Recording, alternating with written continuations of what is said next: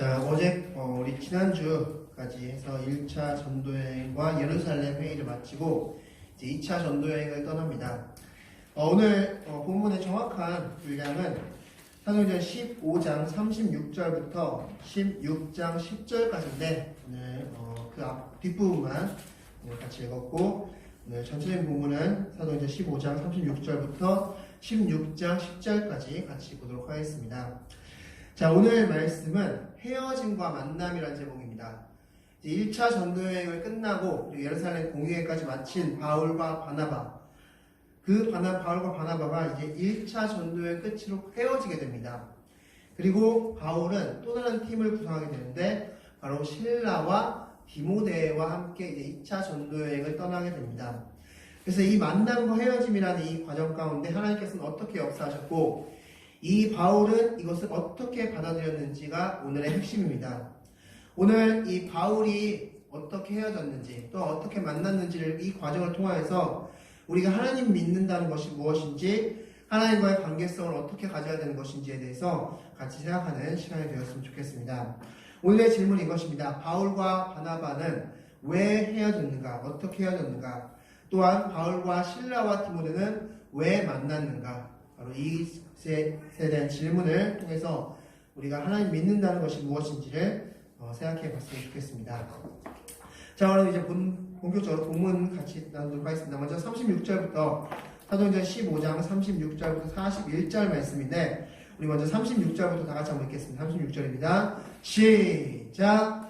며칠 후에 바울이 바나바더로 말하되 우리가 주의 말씀을 전한 각 성으로 다시 가서 형제들이 어떠한가 방문하자 하고. 아멘. 자, 안디옥 교회에 있는 바울이 이제 며칠이 지났습니다. 안디옥 교회에서 며칠을 머물고 나서 바나바더는 이렇게 이야기하는 겁니다. 바나바, 내가 기도해 보니까 이제 우리가 1차 전도여행 때 세웠던 그 교회를 다시 방문하는 게 좋을 것 같아. 다시 방문해보는 건 어때? 라면서 그것을 권유하게 됩니다. 자, 그렇게 권유하자 37절 말씀에서 바나바도 또 하나의 권유를 하는데, 우리 37절 말씀 다 같이 읽겠습니다. 시작! 바나바는 마가라는 요한도 데리고 가고자 하나. 아멘. 자, 바나바가 이제 이렇게 제안합니다. 그러면 1차 전도여행 때 같이 갔던 그 교회를 다시 가는 건 좋은데, 같이 갔었던, 중간에 잠깐 빠지긴 했지만 같이 갔었던 그 마가를 같이 데려가는 건 어때? 라고 제안을 합니다. 자, 이 마가를 먼저 우리가 좀 생각했으면 좋겠습니다. 이 마가가 바로 오늘 이 본문의 어떤 사건의 원인이기 때문에 이 마가를 먼저 좀 생각했으면 좋겠는데, 이 마가라는 사람은 바나바의 생질입니다.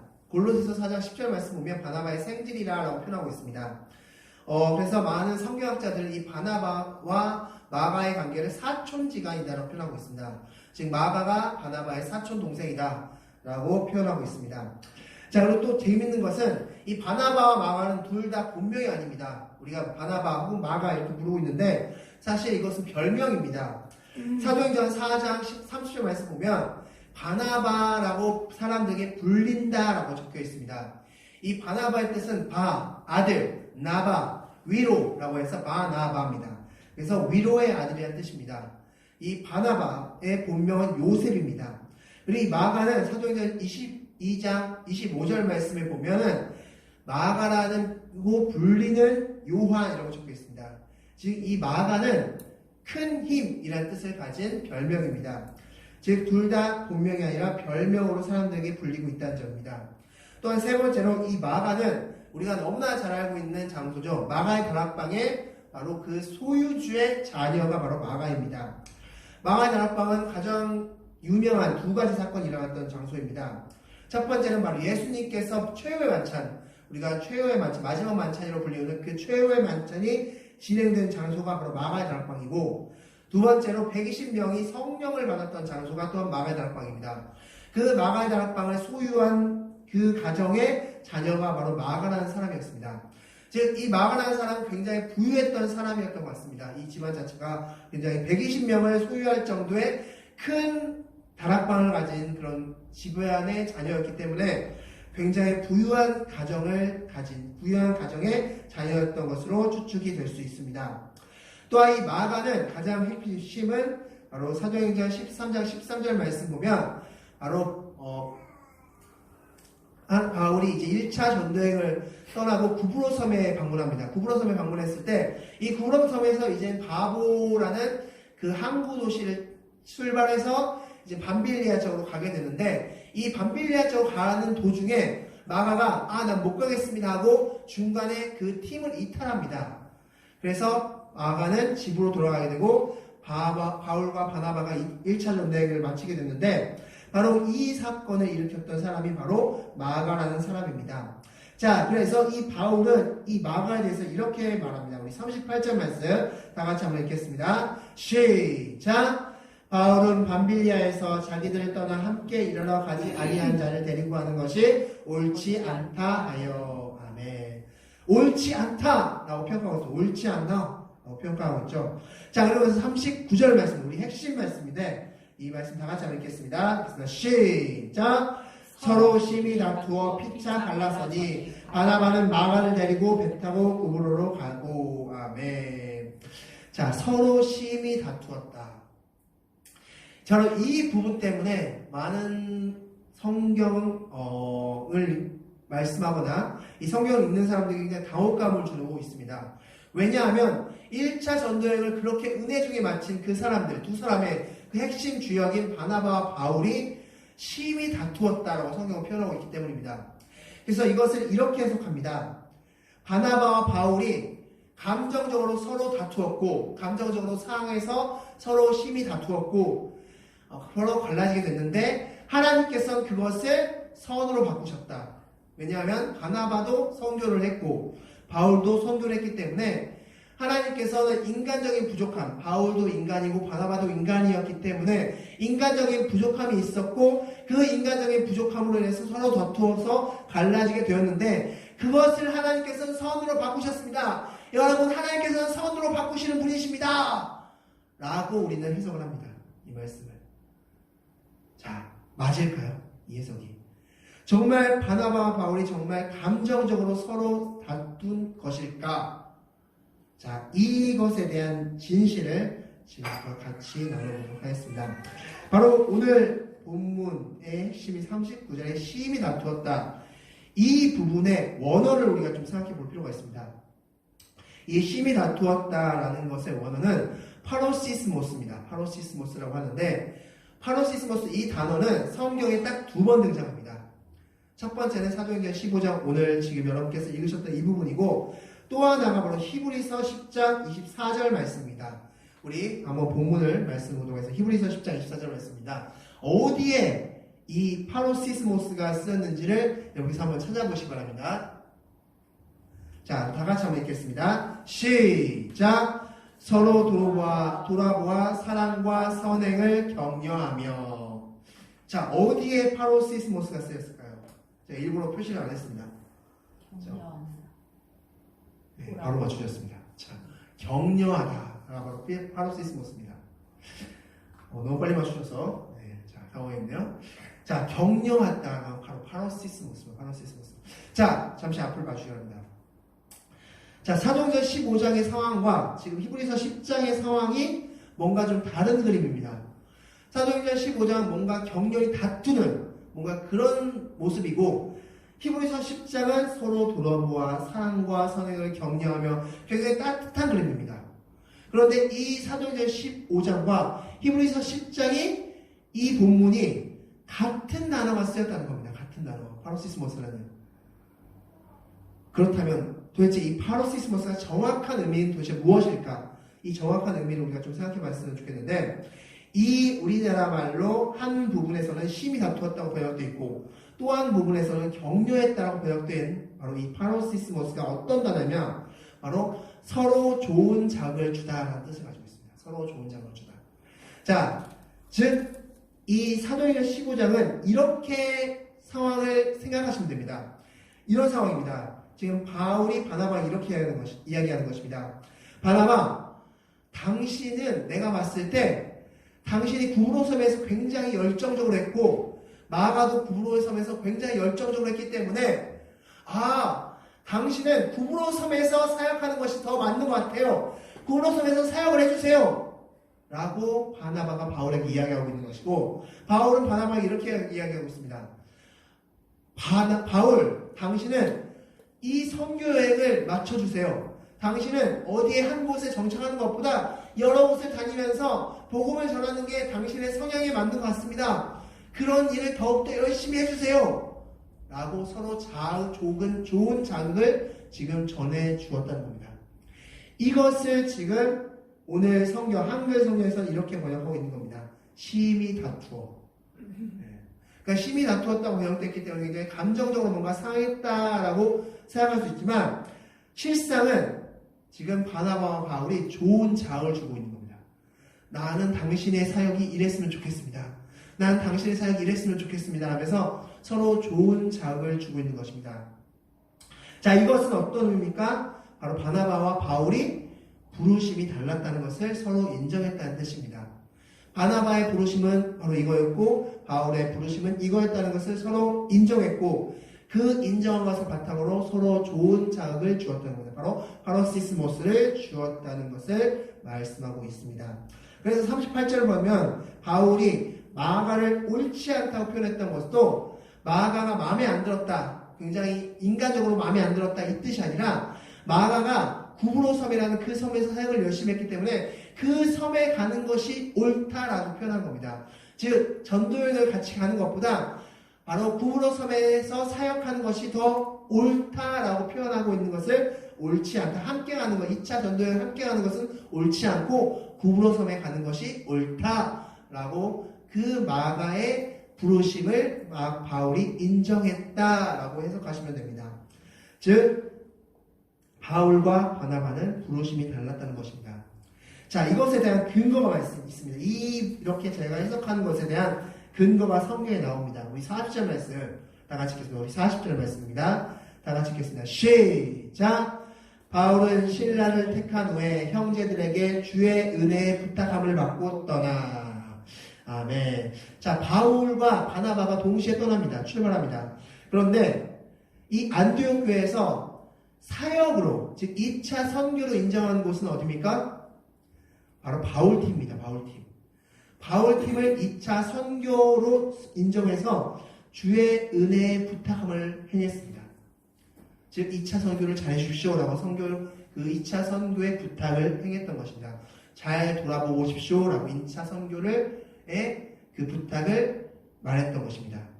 그러니까 쉽게 말해서 바나바는 이 2차 선교와는 다른 부르심이 있다는 것을 안디옥 교회도 인정했다는 것입니다. 그리고 바울은 2차 선교로서의 부르심이 있다는 것을 또한 안디옥 교회에서 인정했다는 것입니다. 즉 안디옥 교회도 바울과 바나바의 부르심이 달랐다는 것을 인정했다라는 것을 성경 말씀해주고 있습니다. 자, 오늘 이 헤어짐이라는 이 부분을 통해서 우리가 기억해야 될 것은 무엇이냐면, 하나님은 각자에게 부르신 영역이 다르다는 겁니다. 우리 지금 이렇게 있지만 각자 부르신 영역이 다 다릅니다. 이 사람은 하나님께서 이렇게 부르셨고, 저 사람은 하나님께서 이렇게 부르셨고, 또 이 사람은 이렇게 부르셨고, 이 모양을 부르셨고, 저 모양을 부르셨습니다. 바울과 바나바는 각자 부르신 영이 달랐기 때문에 헤어지게 된 것입니다. 전혀 감정적으로 헤어진 것이 전혀 아닙니다. 각자 부르심이 있습니다. 중요한 것은 하나님이 나를 왜 부르셨는지를 기억하는 것이 중요합니다. 자, 두 번째 이제 만남이라는 것에 대해 보도록 하겠습니다. 39절부터 41절에 보면 한 인물이 다시 한번 또 하나 등장합니다. 바로 신라라는 인물이에요. 신라. 자, 우리 먼저 지도를 통해서 우리 39절부터 41절 말씀을 좀 지도를 통해서 보도록 하겠습니다. 자, 지도에 보면 39절에서는 바나바와 마가가 구브로에 갔다고 했습니다. 구브로. 이 구브로는 바로 밑에 있는 섬입니다. 섬. 바로 구브로를 갔고, 40절부터 41절에서는 바나바와 바울과 신라는 수리아와 길리기아 지역으로 갔다라고 말씀하고 있는데, 자, 바로 수리아와 길리기아는 어떤 한 도시의 이름입니다. 바로 수리아라는 도시, 길리기아라는 도시. 바로 이 도시로, 즉, 바나바는 섬으로 갔고요. 바울은 이 도시를, 그 안디옥을 지나서 위쪽으로 향한 것을 지도를 통해서 볼 수 있습니다. 그런데 이 바울이 그냥 혼자 한 것이 아니라 어떤 사람을 데리고 왔는데 바로 그 사람이 신라라는 사람입니다. 우리 40절 말씀이죠. 바울은 신라를 택한 후에라고 말씀하고 있습니다. 자, 이 신라는 사도행전 15장에 처음 등장합니다. 바로 예루살렘 공유회에서 이방 교회가 할례를 행하느냐 마느냐 판단할 때 결론적으로는 할례를 행하지 말라라고 판단합니다. 그리고 그것이 정확한 판단임을 증거하는 증인 두 사람을 세우는데 그 증인 중에 한 사람이 바로 신라라는 사람입니다. 그래서 성경에 처음 신라가 등장하는데 이 신라의 이름의 뜻은 탄원하다, 기도하다라는 뜻을 가지고 있습니다. 그리고 이 신라는 또 특이한 것이 사도행전 16장 37절 말씀 보면 로마 시민권을 가진 사람으로서 나옵니다. 그 당시에 로마는 강대국이었고 전 세계를 지배했던 나라였습니다. 그 로마 시민권을 가진 사람으로서 바로 신라가 등장합니다. 자, 그렇다면 왜 바울은 2차 전도행은 총 3년에 걸쳐서 전도를 하게 됩니다. 3년에 걸치고 갔던 거리를 따져봤을 때 약 6,000km 정도를 걸어서 선교를 하게 되는데 이 기나긴 선교여행을 하는 데 있어서 왜 신라를 택했을까요? 아무나 택하지 않았을 것이고 정말 기도하면서 택했을 텐데 왜 신라를 택했을까? 왜 하나님은 바울의 동역자로서 신라를 선택하게끔 하셨을까? 그것에 대한 근거로 베드로전서 5장 12절 말씀을 우리 볼 수 있습니다. 말씀 보겠습니다. 자, 베드로전서 5장 12절 말씀 다 같이 읽겠습니다. 시작! 내가 신실한 형제로 아는 실로암으로 말미암아 너에게 간단히 써서 권하고 이것이 하나님의 참된 은혜임을 증언하노니 너희는 이 은혜에 굳게 서라. 아멘. 자, 신라는 같은 단어 사람입니다. 이 실로아노가 약간 좀 더 로마식 이름입니다. 로마식 이름. 신라와 실로아노. 그래서 어떤 사람들이 이 실로아노 본명이고 신라가 예명이다. 뭐 이렇게 해석하는 사람도 있습니다. 어쨌든 신라와 실로아노 같은 동일인데 이 실로아노가 어떤 사람이냐고 평가하고 있냐면 이 실로아노는 신실했다라고 평가했습니다. 신실했다. 신자는. 이 베드로전서는 베드로의 말년에 쓰여진 책입니다. 즉 베드로가 말년이 될 때까지, 베드로가 늙을 때까지 이 신라라는 사람은 신실하게 사역을 임했던 사람이었다고 하십니다. 바로 신실한 사람이 바로 신라였습니다. 자, 여기서 신실하다는 뜻이 무엇인가요? 신실하다. 자, 우리가 예수님을 이렇게 신실하신 하나님이라고 표현하죠. 신실하신 하나님 이런 찬양도 있는데 신실하다는 뜻은 변함이 없다라는 뜻을 가지고 있습니다. 변함이 없다. 우리가 하나님을 표현할 때 신실하다라고 표현하는 것은 변함이 없습니다라고 표현하는 겁니다. 여러분 하나님이 변하십니까? 한 번 정하신 것은 끝까지 밀고 가시는 겁니다. 한 번 택한 사람은 끝까지 밀고 가시는 분이 하나님이시죠. 즉 변함이 없습니다. 요동치 않으시죠. 바로 신라가 이런 사람이었다는 겁니다. 여러분 3년 동안 6,000km를 걸으면서 복음을 전하는 일을 해야만 했습니다. 그러면 감정이 아침 다르고 점심 다르고 저녁 다른 그런 사람들을 선택해야 했을까요? 아니죠. 아침에도 신실하고 점심에도 신실하고 저녁에도 신실한 사람을 선택해야만 했을 것입니다. 그 사람이 바로 신라였다는 것입니다. 이 신실함은 어디에서 나오느냐? 바로 하나님과의 관계에서 나옵니다. 하나님의 관계가 올바른 사람은 신실할 수밖에 없습니다. 왜냐하면 하나님과의 믿음, 하나님과의 관계가 단단하기 때문입니다. 성경은 너무나 많이 그것을 증거하고 있습니다. 몇 부분만 말씀드리겠습니다. 열왕기하 6장 15절부터 16절 말씀이면 엘리사가 신실했습니다. 엘리사가 아람 군대가 자신을 둘러쌌습니다. 자신이 사는 집을 둘러쌌습니다. 이젠 곧 죽을 운명에 처할 수밖에 없는 그런 사람이었고 그의 몸종인 게하시는 막 벌벌 떨었습니다. 우리 어떻게 해요? 이제 죽을 것 같아요. 막 그러면서 벌벌 떨고 있었습니다. 그런데 엘리사는 절대 벌벌 떨지 않았죠. 야, 이 지금 아람 군대보다 우리를 지켜주는 군대가 더 커! 라면서 담대했습니다. 신실했죠. 엘리사와 하나님과의 관계를 엿볼 수가 있습니다. 마가복음 4장 38절 말씀에 보면 예수님께서 풍랑이 있는 배에 오르셨습니다. 그때 예수님께서 어떻게 하셨습니까? 주무셨죠. 제자들은 막 난리쳤죠. 우리 어떻게 해요? 막 우리 죽으면 어떻게 해요? 여기서 죽으면 어떻게 해요? 막 야, 배에 막 물 들어와요. 어떻게 해? 막 이런 난리 쳤는데 예수님은 편히 주무셨습니다. 왜 그랬을까요? 하나님과의 관계가 있었기 때문입니다. 하나님은 나를 어떻게 하시지 않아. 이 상황에서도 하나님께서 분명히 나를 구출해 주셔. 라는 담대함이 있었기 때문에 편히 주무실 수 있었던 것입니다. 그것이 바로 신실함입니다. 신실함은 하나님과의 관계에서 나옵니다. 우리는 조금만 상황이 잘못되면 불안해합니다. 조금만 상황이 틀어지면 막 불안해하고 어쩔 줄 모릅니다. 하나님과의 관계성이 약하면 상황에 쉽게 흔들릴 수밖에 없습니다. 하나님과의 관계성이 단단하고 굳건하면 상황이 어떻게 변하든 간에 그 마음은 단단하고 흔들리지 않을 수 있습니다. 그것이 바로 신실함의 힘이고 신실함의 의미이고 신실함의 이유입니다. 신라는 바로 그런 사람이었습니다. 그래서 예루살렘 교회에서도 증인으로서 신라를 보낸 것입니다. 그리고 2차 전도여행에서 바울이 신라를 택한 것입니다. 우리가 오늘 본문을 통해서 오늘 이 성경 설교 시간을 통해서 우리가 기억해야 될 것은 바로 나는 하나님과 단단한가, 하나님과 관계가 정말 단단하고 튼실한가, 그래서 내 신앙이 신실한가를 여러분께서 보시기 바라겠습니다. 과연 나는 신라와 같이 또한 바울과 같이 단단한 사람인가, 또 앞부에 나올 디모데처럼 단단한 사람인가를 오늘 이 말씀 시간을 통해서 보시는 여러분들이 되시기 바라겠습니다. 계속해서 이제 사도행전 16장으로 넘어가겠습니다. 사도행전 16장 1절부터 10절 말씀은 바로 디모데와의 만남을 말씀해 주고 있습니다. 자, 우리 먼저 16장 1절 말씀 다 같이 읽겠습니다. 16장 1절입니다. 시작! 바울이 더베와 루스드라에도 이름에 거기 디모데라 하는 제자가 있으니 그 어머니는 믿는 유대 여자요 아버지는 헬라인이라. 아멘.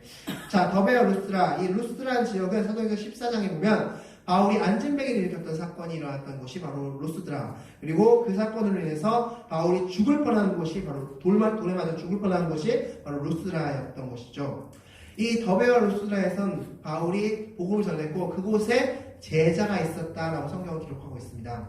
이 16장 1절 보면 디모데를 설명하는데 디모데라 하는 제자라고 설명하고 있습니다. 디모데라는 제자. 이 제자라고 표현됐는데 이 디모데는 그러면 언제 복음을 접했을까? 바로 1차 전도여행에서 바울이 안진뱅이를 일으켰던 그 사건 그리고 그 이후의 사건을 해서 복음을 전했을 때 바로 그 복음을 듣고 제자가 됐던 것입니다. 바로 디모데는 바로 그 제자 중에 한 명이었던 것이죠. 자, 그럼 디모데에 대해 설명해 주고 있는데 이 디모데는 어머니를 믿는 유대 여자요 아버지는 헬라인이라고 표현하고 있습니다. 여기서 믿는다 표현한 것은 바로 예수를 믿는다는 것입니다. 예수님을 믿는다. 유대인이었기 때문에 그 당시 유대인은 예수 믿지 않았지만 예수를 믿는 즉 제자된 사람이 바로 디모데의 어머니였던 것입니다. 자, 그리고 아버지는 헬라인이라고 표현하고 있는데 이 헬라인이라고 표현한 것이 바로 과거형으로 표현되어 있습니다. 과거형으로 원어를 보면 아버지는 헬라인이다. 즉 이것을 통해서 그 당시 디모데의 아버지는 돌아가셨을 것이다 라고 추측하고 있습니다. 또 이렇게 생각할 수 있는 근거가 뭐냐면 3절 말씀 보면 우리 후반 보면 3절 후반 보면 그 사람들이 그의 아버지는 헬라인인 줄 다 알미러라 라고 표현하고 있죠. 바로 즉 예전 그런 아버지가 있었어 라고 그들이 생각했더라 라고 표현하고 있는 걸 봐서 아버지는 그 당시에 돌아가셨고 어머니와 그리고 할머니가 디모데를 키웠던 것으로 보여집니다. 자, 그 디모데는 2절 말씀 보면 여러 지역에서 칭찬받는 자였던 것 같습니다. 자, 그런데 이제 3절 말씀이 좀 우리를 헷갈리게 합니다. 우리 3절 말씀 다 같이 한번 읽겠습니다. 시작! 바울이 그를 데리고 떠나고 하지 않을세 그 지역에 있는 유대인으로 말미암아 그를 데려다가 할례를 행하니 이는 그 사람들이 그의 아버지는 헬라인인 줄 다 알미러라. 아멘. 자, 여기서 낯선 단어가 하나 등장하죠. 어떤 단어입니까? 할례라는 단어가 등장합니다. 자, 바울이 디모데에게 할례를 하겠다 성경을 기록하고 있어요. 할례를 하겠다. 자, 할례는 남자의 성기에 표피를 베는 그런 것이 바로 할례인데 자, 분명히 15장 바로 앞장에서 할례는 구원의 조건이 될 수 없다. 할례는 이방인들이 행하지 않아도 된다. 라고 탕탕탕 결정을 했는데 갑자기 그 결정의 주체자인 디모데, 그것에 의의를 제기했던 디모데가, 바울이 갑자기 디모데에게 할례를 행합니다. 할례를. 갑자기 할례를 행한다라고 말씀하고 있습니다. 왜 할례를 행했을까? 자, 이 두 가지를 이유를 들 수 있습니다. 첫 번째는 그의 어머니가 유대인이기 때문입니다. 자, 어머니 아버지가 지금 유대인과 헬라인은 아닙니다. 디모데는 어머니는 유대인이었고 아버지는 헬라인이었습니다. 그 당시에는 어머니가 유대인이면 유대인으로 인정해줬습니다. 그래서 디모데는 유대인으로 인정받았던 사람입니다. 그래서 이 할례는 바로 유대인으로서 할례를 행한 것입니다. 두 번째, 이제 디모데는 유대인에게 또한 복음을 전해야 되는데 바울과 함께 동행하면서, 그런데 유대인으로 하여금 그 사역에, 즉 할례를 행하지 않은 디모데에게 나는 복음을 들을 수 없어 라는 말을 듣지 않기 위해서 할례를 행한 것입니다. 즉 사역의 걸림돌이 되지 않게 하기 위해서 할례를 행한 것입니다. 즉 이 할례는 구원의 조건으로서 행한 것이 아니라 바로 사역의 걸림이 되지 않기 위해서 행했다라고 보시면 됩니다. 자, 그러면서 4절부터 5절 말씀 보면 이렇게 적혀있죠. 4절 말씀에 작정한 규례를 여러 성회에 전해주었다. 그리고 이것을 들은 교회들이 믿음이 더욱 굳건해졌고 부흥했다라고 적고 있습니다. 자, 그래서 4절 말씀에 작정한 규례라고 적고 있는데, 이 4절 말씀에 작정한 규례는 사도행전 15장 29절에 나온 네 가지, 즉 예전에 야고보가 말했던 네 가지의 그 규례를 얘기하는 것이죠. 바로 목매어 죽인 것, 그리고 우상의 제물, 그리고 피를 마시는 것, 그리고 음행을 하는 것을 금지해라 라는 그것을 막 전하고 다녔다는 겁니다. 쉽게 말해서 우상 숭배하지 않기를 전하고 다녔다는 것입니다. 여러 성으로 다니면서 우상 숭배하지 마십시오, 우상 숭배하지 마십시오, 우상 숭배하지 마십시오 막 이렇게 막 전하고 다녔을 때, 그때 5절 말씀에서 이것을 지켰더니만 믿음이 더 굳건해지고 날마다 수가 늘어났다라고 말씀을 전하고 있습니다. 자, 무슨 말씀입니까? 즉 하나님께 온전히 신실하게 믿음을 보였더니만 그 믿음이 굳건해졌고 부흥했다는 것입니다. 즉 우리도 하나님께 온전히 신실한 믿음을 보일 때 바로 믿음이 더욱더 굳건해질 것이고 우리도 부흥할 것이라 믿습니다. 그러므로 우리가 해야 될 것은 바로 4절 말씀입니다. 작정한 규례를 지키는 것, 즉 우상 숭배, 즉 하나님보다 더 사랑하는 것을 없애고 하나님만을 온전히 사랑하는 것, 하나님만을 완전히 사랑하는 것, 하나님만을 진정으로 사랑하는 그것을 행할 때 5절 말씀에서처럼 믿음이 더욱더 굳건해질 것이고 그리고 부흥할 것이라고 믿습니다. 바로 이것을 성경은 우리에게 가르쳐주고 있습니다. 그리고 마지막 이제 6절 말씀부터 10절 말씀은 이제 2차 전쟁의 시작에 대한 부분입니다. 자, 6절 말씀과 더 10절 말씀 우리가 살펴보기 전에 지도를 통해서 좀 보도록 하겠습니다. 자, 6절 말씀 보면 성령이 아시아에서 말씀을 전하게 하지 못했다 말씀하고 있는데, 여기서 이 아시아는 소아시아, 지도에 보시면 나오죠. 소아시아에서 전하려고 했습니다. 왜냐하면 바울이 왜 이렇게 했냐면 바울은 에베소에 가기를 원했습니다. 이 에베소는 항구 도시로서 그 당시에 굉장히 강대한 도시였습니다. 그래서 이곳에서 복음을 전하기 원했지만 하나님은 이것을 막았습니다. 성령님은 이것을 막았고요. 그래서 부르기아와 갈라디아 땅으로 다녔다 말씀하고 있죠. 부르기아와 갈라디아, 지도를 통해서 보시기 바랍니다.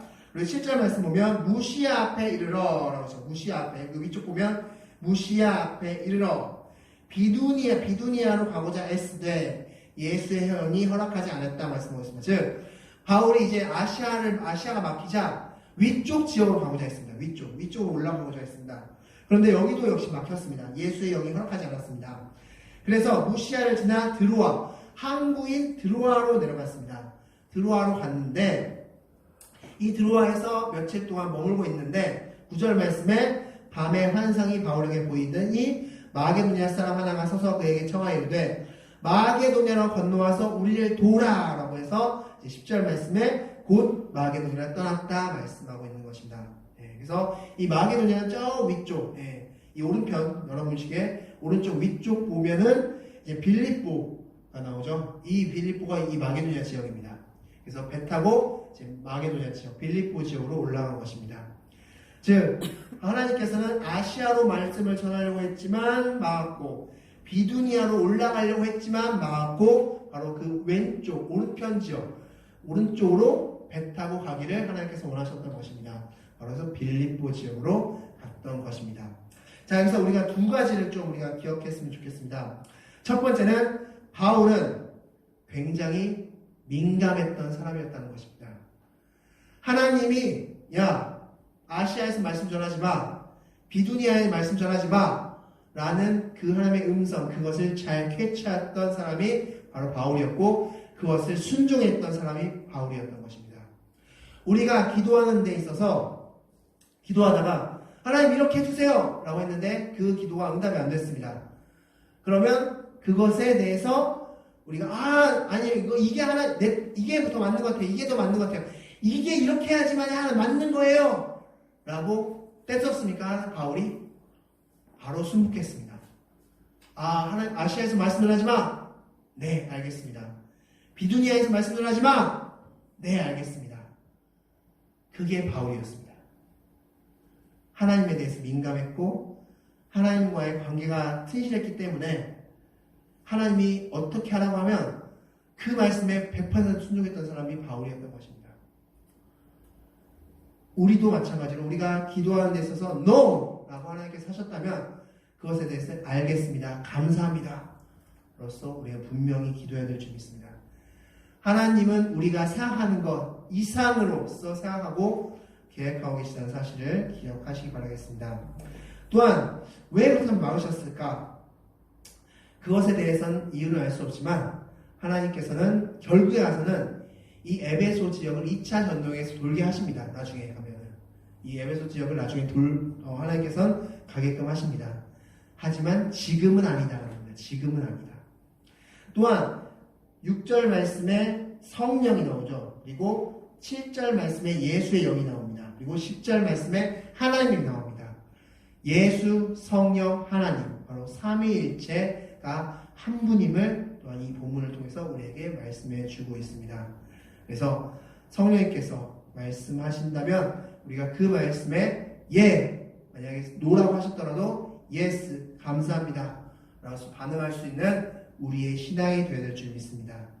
그것이 바로 우리에게 있어서 가장 좋은 것이기 때문에 우리가 기도했다면 그 기도에 응답이 왔다면 표현할 수 있는 우리가 되어야 될 줄 믿습니다.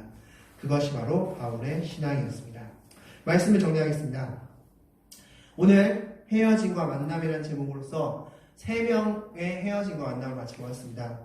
바로 바나바, 그리고 실라, 그리고 디모데 이렇게 3명을 바울이 만났고 헤어졌습니다.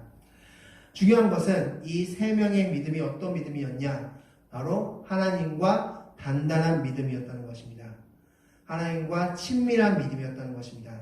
그렇기 때문에 순종할 수 있었고 그렇기 때문에 따라갈 수 있었고 그렇기 때문에 헤어질 수 있었고 그렇기 때문에 순종할 수 있었던 것입니다. 우리 역시 마찬가지죠. 하나님과 단단한 믿음, 친밀한 믿음이 있어야 됩니다.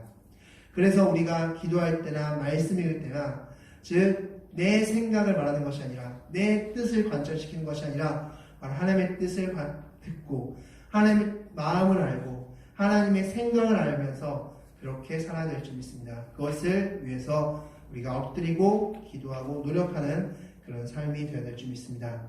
그러기 위해서는 완전히 엎드려야 됩니다. 내 것을 완전히 비우고 하나님이 말씀하시는 것을 들으실 수 있는 여러분이 되시기 바라겠습니다. 기도하시겠습니다. 우리가 전에 기도하겠습니다.